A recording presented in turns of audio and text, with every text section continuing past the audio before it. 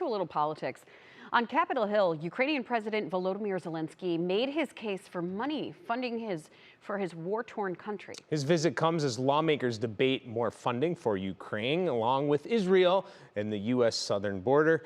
NBC's Bree Jackson has the latest from Washington. Bree, good morning.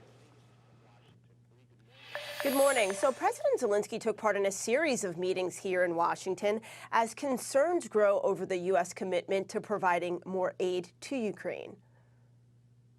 President Zelenskyy delivering an in-person message to leaders in Washington, emphasizing the urgent need for continuing aid to Ukraine. We are fighting for our country and freedom, and also in Europe, we say for our freedom and yours. The Ukrainian president met with lawmakers as part of a last-ditch effort to secure nearly $60 billion in funding. President Zelenskyy made it so clear how he needs help, but if he gets the help, he can win this war. There is bipartisan support for sending more money to both Ukraine and Israel, but Congress is struggling to reach a deal.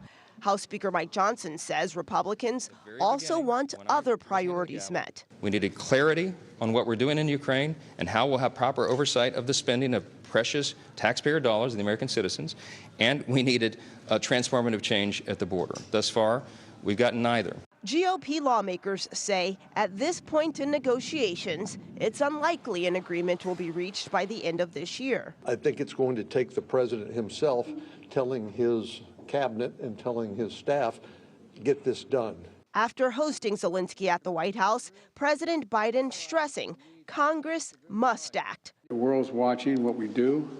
We just send a horrible message to an aggressor and allies if we walked away at this time. President Biden also announcing $200 million in pre-approved aid for Ukraine.